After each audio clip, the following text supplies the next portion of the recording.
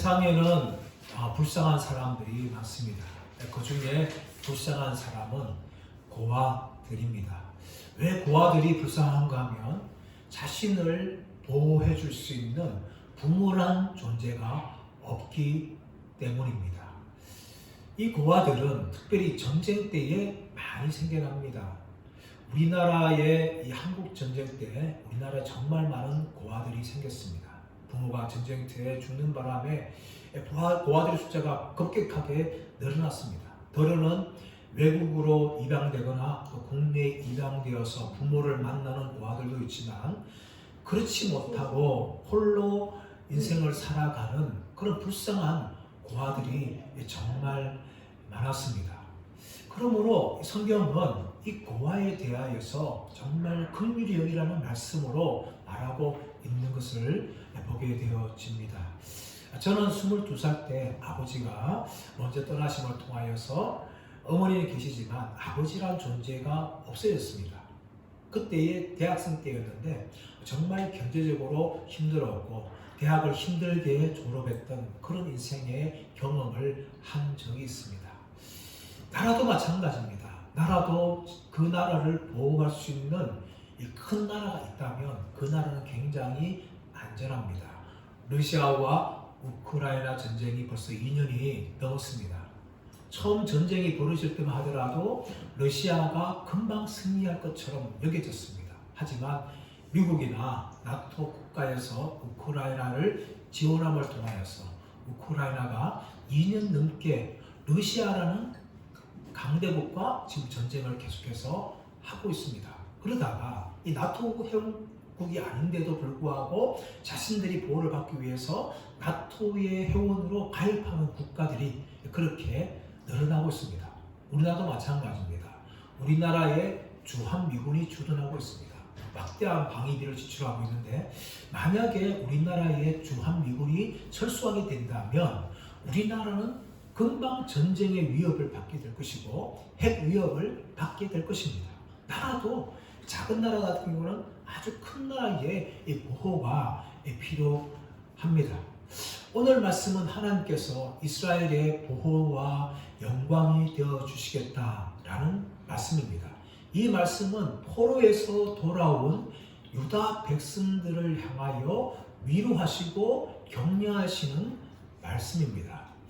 유다 백성들이 이제 포로에서 돌아와서 성전을 재건한 지 1년이 지나고 2년이 지나가고 있습니다. 그런데 유다 백성들이 이 재건하는 성전의 규모와 이 과거 솔로몬 시대의 영광스러운 성전과는 너무나 많은 차이가 있었어요. 그래서 유다 백성들은 이 성전을 재건하면서도 굉장히 마음에 실망을 하였어요. 그뿐만 아니라 이 페르시아 제국이 너무나 안정되고 평화로운 걸 보면서 낙심이 찾아왔습니다. 언제 우리나라 이 유다가 다시 한번 영광스럽게 될 것인가 하는 이 희망이 사라졌어요. 그래서 유다 백성들 가오면 이 낙심이 찾아온 것이죠. 더 나아가서 성전을 제거하는데 다른 주변 민족으로부터 공격을 받게 되어지니까 여러 가지 이 고통을 당하였습니다. 이렇게 실망이 생기고 낙심이 생기고 고통이 있는 이 유다 백성들을 향하여서 하나님께서 친히 내가 너희의 보호가 되어주시겠다. 내가 너희 가운데 함께하겠다. 영광이 되어주겠다. 라고 말씀하시면서 유다 백성들을 위로하시는 말씀입니다. 오늘 이 본문의 말씀은 이 세 번째 환상인데 이 환상에 대한 내용이 1절부터 5절까지 말씀에 등장합니다. 흔히 무슨 환상이라고 하는가 하면 청량줄을 잡은 한 사람에 대한 환상이라고 그렇게 부릅니다. 1절 말씀 볼까요? 1절 말씀 보시면 내가 또 눈을 들어 본즉 한 사람이 청량줄을 그의 손에 잡았기로 눈을 들어 보았다. 이 스가랴가 환상을 보는 패턴인데 두 번째 환상에서도 눈을 들어 보았다 하면서 이 환상이 열리는데 이 환상이 무엇인가 하면 청량줄을 잡은 한 사람을 본 것입니다. 이 청량줄은 1장 16절의 말씀에 등장하고 있는 먹줄처럼 이 성전을 건축할 때에 땅을 잴 때에 필요한 것이 이 청량줄이에요. 이 청량줄을 잡은 한 사람을 스가랴가 본 것이죠. 그래서 2절 말씀 보시면 내가 어디로 가느냐라고 묻습니다. 스가랴가 그 청량줄을 잡은 한 사람에게 내가 어디로 가느냐 하면서 스가랴가 그렇게 묻는 것이죠. 이 스가랴의 환상 중에서 이 질문이 나오고 대답이 나오는데 첫 번째, 두 번째, 세 번째, 여덟 번째 환상에서는 스가랴가 먼저 질문을 하는 내용이 나옵니다. 그리고 다섯 번째, 여섯 번째, 일곱 번째에서는 상대편 천사들이 스가랴에게 묻는 그런 질문이 나오고 오늘 말씀 다음에 등장하는 네 번째 환상에서는 서로 질문과 대답이 나오지 않는 그런 환상을 보여주고 있는데 오늘 이 2장에 나오고 있는 세 번째 환상도 스가랴가 먼저 질문을 던지는 내용으로 등장하죠. 내가 어디로 가느냐 이렇게 묻습니다. 내가 어디로 가느냐 이것은 목적지도 묻는 것이지만 네가 지금 무엇을 하려고 하느냐 하는 것을 동시에 질문하는 거예요. 그러자 이 말에 그가 내가 대답하되 예루살렘을 청량하여 그 너비와 길이를 보고자 하노라. 자신이 예루살렘에 가가지고 내가 예루살렘에서 예루살렘의 너비와 길이를 청량하기를 원한다. 그렇게 말을 합니다. 그런데 3절과 4절 말씀 보시면 조금 어려운 부분이 나오는데 내게 말하는 천사가 나가고 다른 천사가 나와서 그를 맞으며 이르되 너는 달려가서 그 소년에게 말하여 이르기를 예루살렘은 그 가운데 사람과 가축이 많으므로 성곽 없는 성읍이 될 것이라 하라. 3절과 4절에 등장하고 있는 등장인물이 누구냐 몇 명이냐 여기에 대해서 학자들마다 사실 좀 충돌이 있어요. 어떤 학자들은 뭐 3명이다, 어떤 학자들은 4명이다, 어떤 학자들은 2명이다 이렇게 많이 등장인물에서 몇 명이냐 누구냐에 대해서 충돌이 있는데 대부분의 학자는 여기 등장하는 인물이 세 인물이라고 이야기합니다. 청량줄을 잡은 사람이 그 소년에 해당하고 또 스가랴에게 말하는 내게 말하는 천사가 등장하고 그리고 또 다른 천사가 여기에 등장한다 라고 이야기하면서 이들 간의 대화를 이야기합니다. 사실은 학자들마다 이 인물이 누구며 몇 명이 등장하는지에 대해서 일치된 견해가 없기 때문에 이 사람들이 누구냐에 대해서 사실은 정확하게 몇 명이냐 알 수는 없어요. 하지만 이들이 하는 역할에 대해서 분명히 알 수가 있는 거죠. 그 의미는 명확합니다. 이들은 하나님의 뜻을 지금 수행하고 있어요. 하나님의 뜻을 위해서 이들이 지금 일하고 있는 것을 볼 수가 있는데 4절 하반절 말씀 보시면 예루살렘은 그 가운데 사람과 가축이 많으므로 성곽 없는 성읍이 될 것이다 라고 이야기합니다. 예루살렘은 그 가운데 사람과 가축이 많으므로 성곽 없는 성읍이 될 것이다 라고 이야기합니다. 성곽 없는 성읍이란 사실은 아주 작은 마을이에요.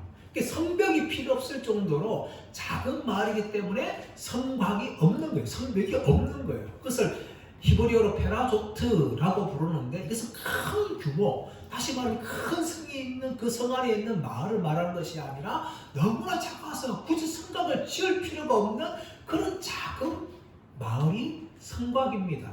사실은 예루살렘이 사실 그랬어요, 여러분. 이 스가랴 당시에 예루살렘은요 겨우 수백 명, 정확하게 몇 명이 모르지만 수백 명 정도밖에 살지 않았어요.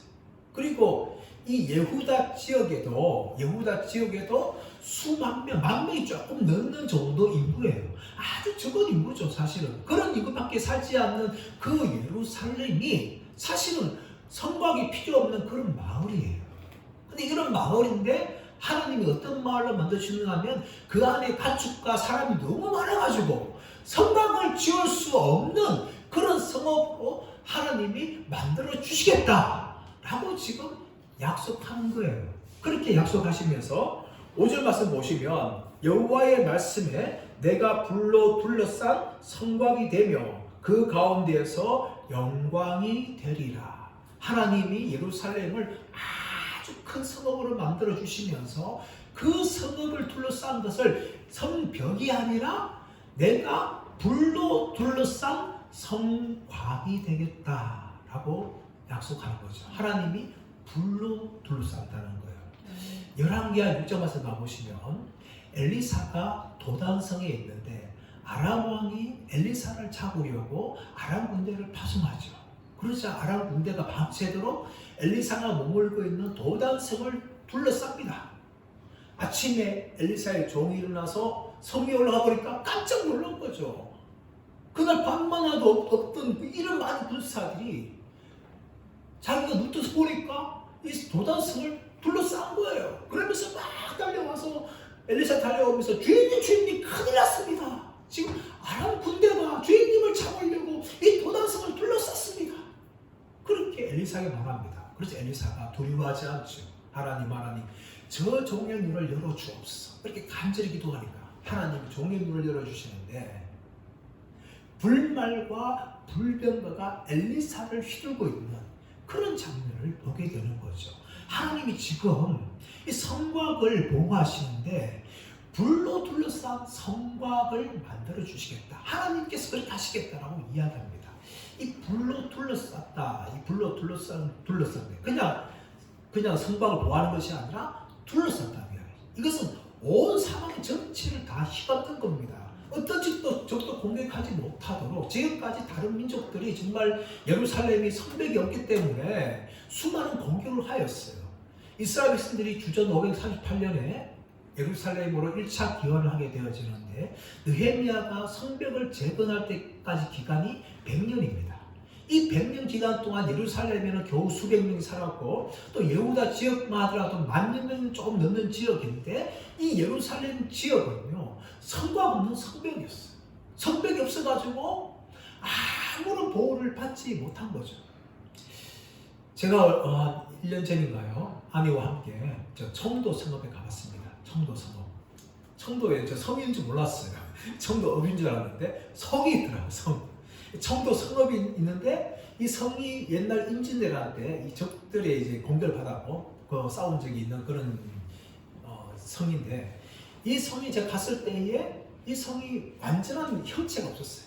어떤 곳은 성벽이 있었고 그런데 어떤 건 떨어져 이렇게 중간에 없는 지역도 있고 또 성벽이 있고 이런 식으로 해서 이 성벽이 온전한 성벽이 완전히 이루어지지 않고 지금 복구하고 있는 중이더라고요. 그런데 이 성벽에 의해서 옛날에 이제 성을 둘러쌌기 때문에 적들로 이제 공격을 막을 수가 있었죠. 그런데 지금 보니까 아직까지 성벽이 이제 허물어진 부분이 이제 보수하고 있는 가운데 군데군데 성벽이 비었어요. 그리고 그 높이조차도 사실은 제가 보면 한 3m 정도밖에 안 되더라고요. 근데 그 높이를 가지고 어떻게 이 임진왜란 때 왜구를 막았을까? 그 당시 키가 작았기 때문에 가능하지 않았을까라고 추측하게 되지만 참 저는 청도성을 보면서 약간 실망을 했어요. 왜냐하면 저는 만리장성을 2번을 가본 적이 있습니다. 산에 진시황 때부터 또 명나라, 청나라에까지 계속해서 이게 건설함을 통하여서 세계 최대의 성이 되었던 그 만리장성. 저는 2번을 가보면서 청도성을 참 실망했어요.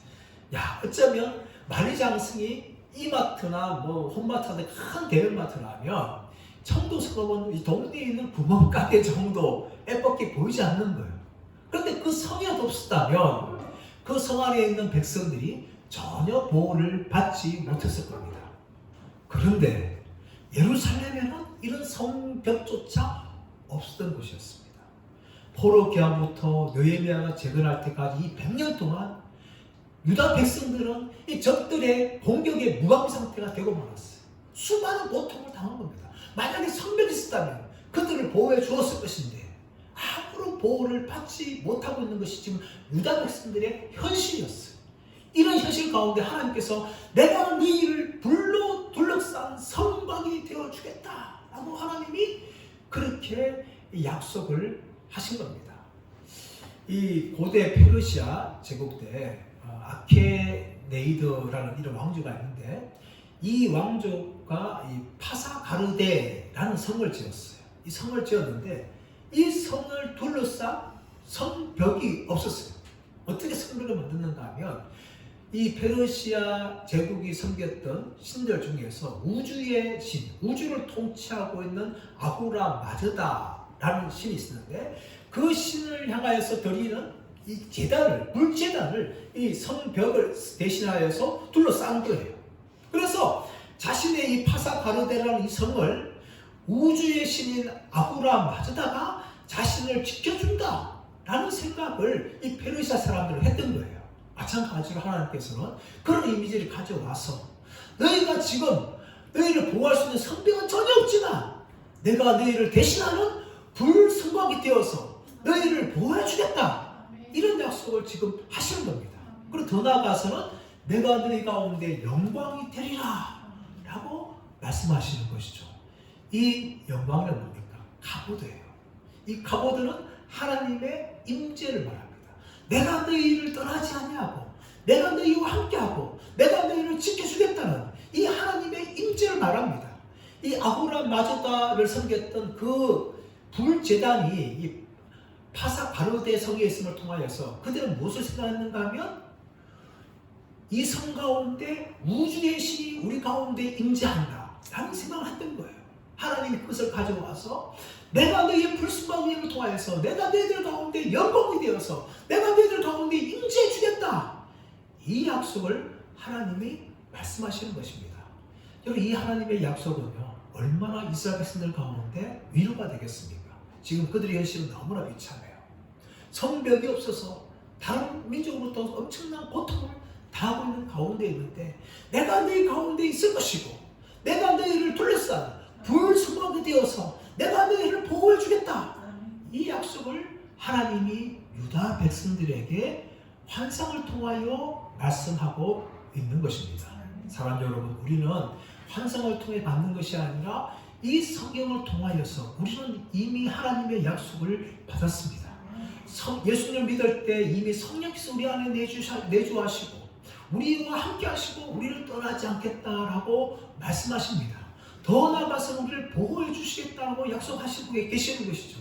그러므로 우리는요 이 약속을 누리고 있는 사람들입니다. 비록 현실은 어렵고 변신 내가 감당할 수 없는 많은 문제를 만든다 할지라도 하나님이 나와 함께 해주시고 나를 붙들어 주시고 지켜 주시고 나를 보호하신다는 이 약속을 우리가 믿는다면 얼마든지 어떤 어려움이 찾아온다 할지라도 넉넉하게 이길 줄 믿습니다. 저와 여러분들에게 이런 믿음이 있으시기를 예수님의 이름으로 축원합니다.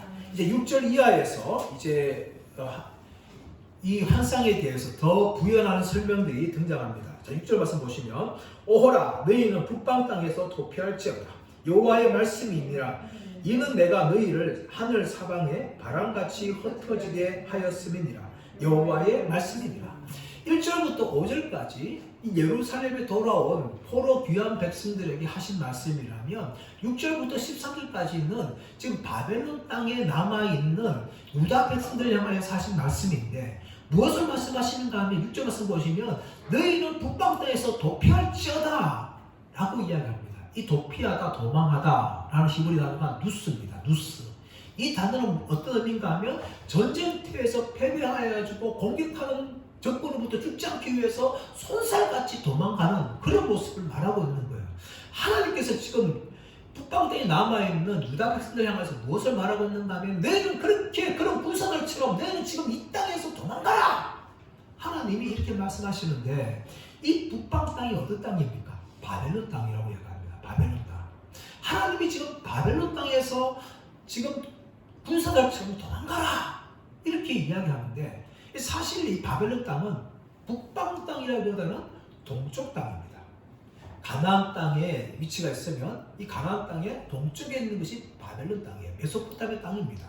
그 땅인데 하필이면 어떻게 표현하고 있는가 하면 북방 땅이다 이렇게 표현하죠.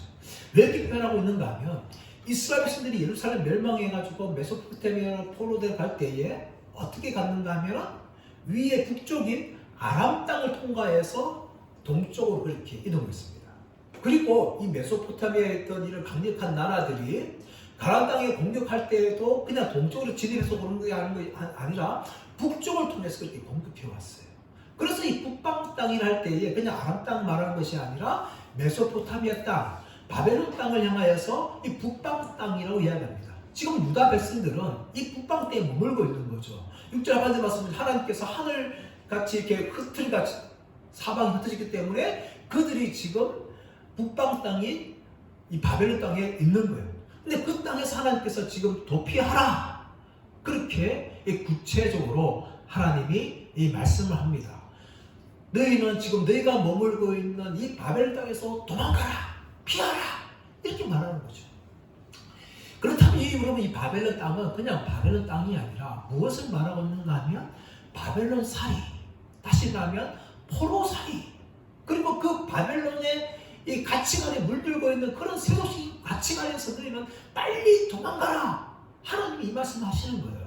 단지 그냥 지형적으로 바벨 땅에서 벗어나가지고 유다 땅으로 돌아와라, 그 말씀의 의미도 있지만 더 나아가서 무엇인가 하면 너희가 지금 안일하게 머물고 있는 그 바벨론의 그 가치관과 그런 바벨론 사이에서 속히 벗어나라, 하나님이 이 말씀을 지금 바벨론 땅에 남아있는 유다 백성들을 향하여서 하나님이 이 말씀을 하고 있는 거예요.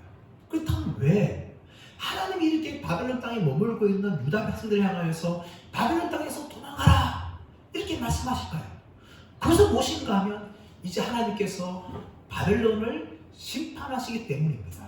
첫째 환상도 둘째 환상도 바벨론 심판에 관한 말씀이 있어요. 그리고 셋째 환상에서도 하나님께서 유다 백성들을 향하여서 이 바벨론 땅에서 너희는 도피하라, 그렇게 하나님이 이 말씀하십니다. 그 이유는 바로 하나님께서 이 바벨론 땅에서 심판을 행하시기 때문입니다. 우리 8절 말씀 볼까요?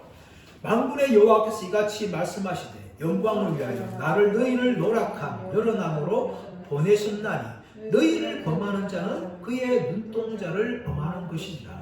왜 하나님이 바벨론 땅을 심판하시는가 하면 이 바벨론이 유다 백성들을 멸망시켰고 지금까지 괴롭혀 왔기 때문입니다.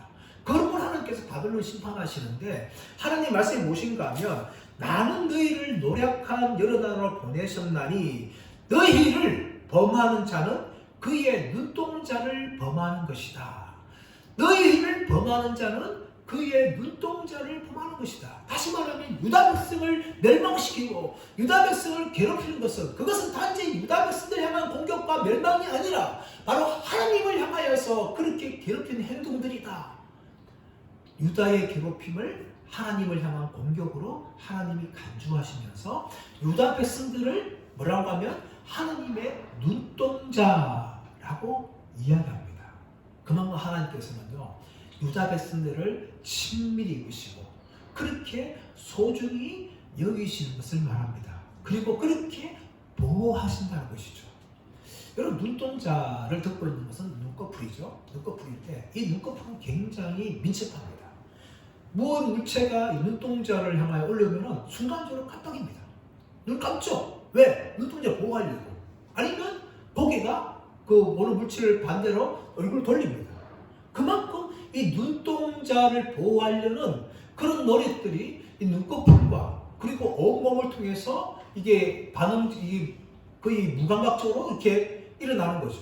이처럼 하나님께서는 유다 백성들을 하나님의 눈동자로 여기서 유다 백성들을 향한 괴롭힘을 하나님에 대한 공격으로 간주하고 그렇게 유다 백성들을 보호하시겠다라고 말씀하시면서 유다 백성들 괴롭힌 바벨론 향해서 심판을 이야기합니다. 9절 말씀 보시면 내가 손을 그들이 위해 움직인즉 그들이 자기를 섬기던 자들에게 노략거리가 되리라 하셨나니 너희가 만군의 여호와께서 나를 보내신 줄을 알리라. 내가 손을 그들이 움직인다고 해서 하나님께서 손을 들어서 지금 심판하시겠다는 것을 말씀합니다. 하나님이 손을 움직여서 그들이 자기를 섬기던 자들에게 노략거리가 되리라. 지금 바빌론이나 아수르 같은 이 강력한 제국들은 약소국가를 향하여서 굉장히 괴롭혔어요. 그리고 약소국들이 자기를 섬기게 했습니다. 그런데 어떻습니까? 전세가 역전되죠. 그들이 자기를 섬기던 자들에게 오히려 노략거리가 될 것이다 라고 지금 말씀하는 겁니다. 하나님이 일하시니까 오히려 이 바벨론 같은 이 강력한 제국들이 자기를 섬기던 나라에게 도리어 노략거리로 전락하게 만들겠다. 그렇게 하나님이 바벨론을 심판하시고 그렇게 아수르를 하나님이 심판하심을 통하여서 언제 그들이 영광이 있는가 할 정도로 많은 다른 민족에게 비웃음거리로 그렇게 전락하게 만들었습니다. 지금 페르시아가 강력한 나라이지만 하나님께서는 페르시아 제국들을 향해서 하나님이 손을 들어서 움직임을 통하여 그 페르시아를 멸망시키는 일이 이제 곧 일어나게 되는 것입니다. 그러자 10절 말씀 보시면 여호와의 말씀에 시온에 따라 노래하고 기뻐하라. 이는 내가 와서 내 가운데에 머물리라. 하나님의 백성들을 대적한 강력한 제국이 멸망받거나 노란뿌리가 될 때에 시온의 백성들이 어떻게 합니까? 노래하고 기뻐하는 거죠. 왜? 하나님께서 자신들의 어거름을 갚아주시고 자신들을 대신하여서 이 바벨론과 같은 아수르 같은 강력한 제국들을 심판했기 때문에 힘이 없던 유다 백성들은 하나님의 심판을 보면서 노래하면서 기뻐할 수가 있었던 것입니다.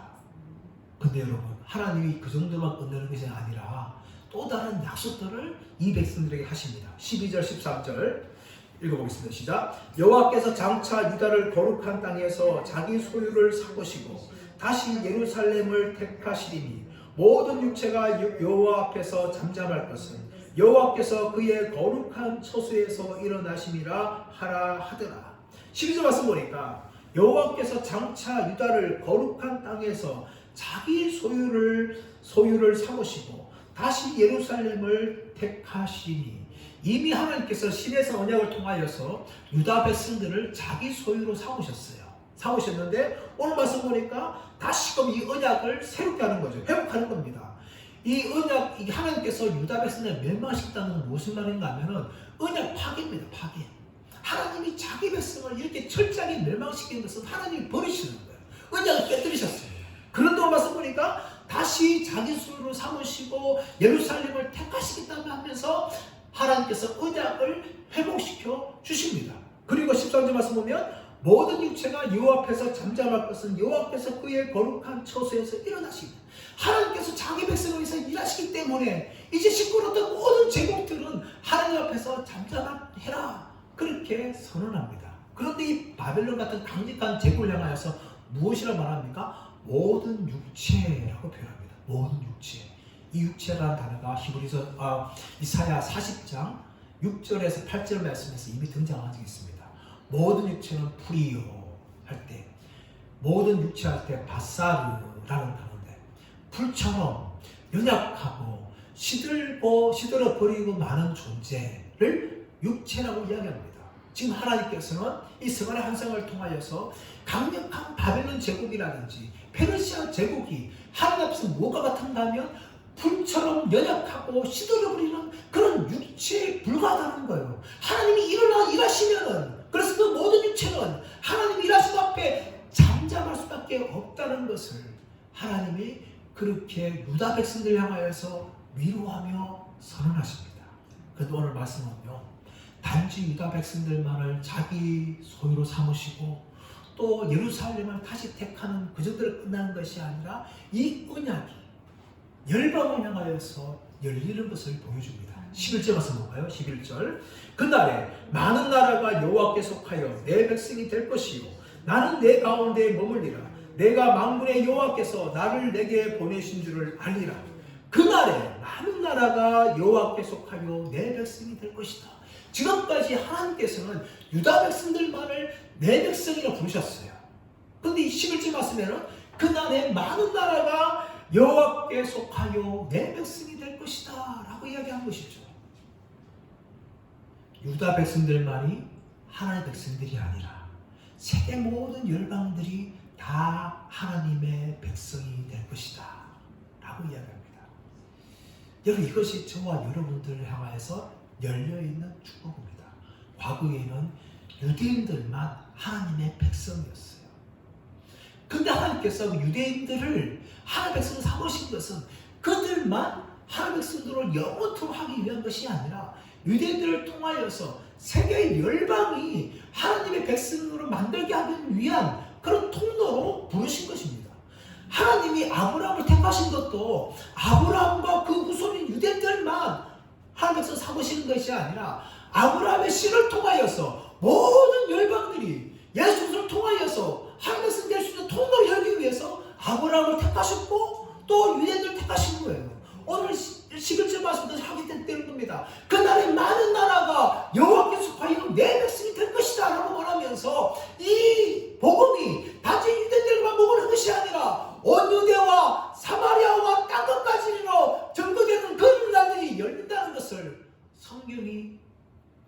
끊임없이 말씀하고 있는 겁니다. 이 성경의 구원의 정신은요, 이미 하나님께서 이스라엘과 세상 언약을 체결할 때에 나타난 것입니다. 출애굽기 19장 9절, 5절 6절 말씀 보시면 이렇습니다. 세계가 다 내게 속하였나니 너희가 내 말을 잘 듣고 내 언약을 지키면 너희는 모든 민족 중에서 내 소유가 되겠고 너희가 내게 대하여 제사장 나라가 되며 거룩한 백성이 되리라. 너는 이 말을 이스라엘 자손에게 전할지니라.